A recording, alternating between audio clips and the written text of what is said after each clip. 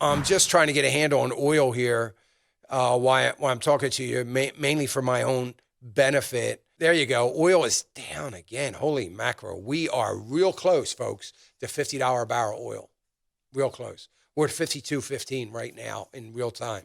So down $2.21. That's West Texas Intermediate.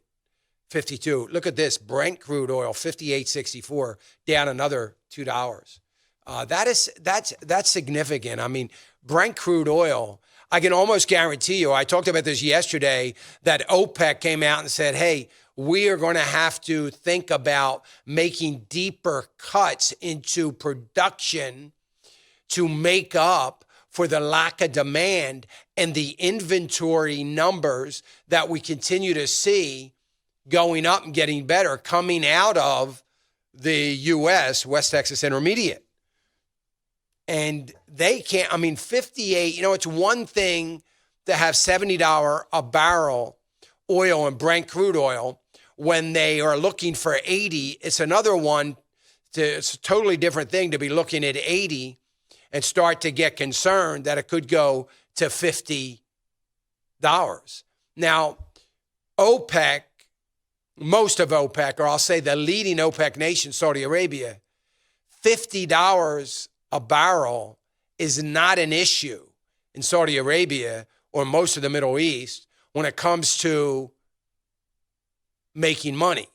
That's not the issue. The issue is not, well, man, we can't make any money if it gets below 50. That's pretty much what we're facing here.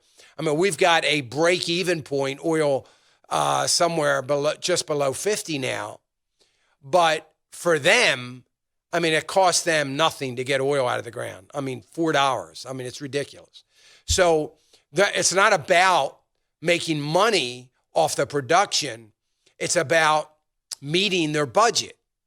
Remember, Saudi Arabia, the head for all practical purposes of OPEC, this is a monarchy. And they need $80 just to even think about meeting their budget requirements. And they, unfortunately, when oil was dipping some years ago, they weren't able, because back then they were living off $100 to $110 a barrel oil from a budget perspective, and they weren't making that. So the kingdom had to dip into their sovereign wealth fund and use that money as a reserve to fund the day-to-day activities of all the things that were going on in their country, to fund the government. So, and they did that, and they're still fine. But nonetheless, this is getting a little scary now. So what they want to do is cut production again to try to drive up the price. And they haven't been very successful at that. They've cut production for 2.5 years. It hasn't worked much. West Texas Intermediate, again, sitting at 52.15. Some people say, oh, that's good for us at the pump. It kind of is. It gives things some stability. But at the same time, we are now getting dangerously close to seeing some cuts in the oil fields. And we don't want to see that. That never ends well. This is very good. OPEC would love nothing more than to see a lot of our fracking industry start to shut down. They've been trying to put it out of business. They gave up on that a couple of years ago, but they were trying to put it out of business desperately. It didn't work. And we continue to get new technology, more efficient, more effective. But we'll see. See what happens. It's getting a little dangerous now. Hey, remember to click the subscribe button right here on the screen.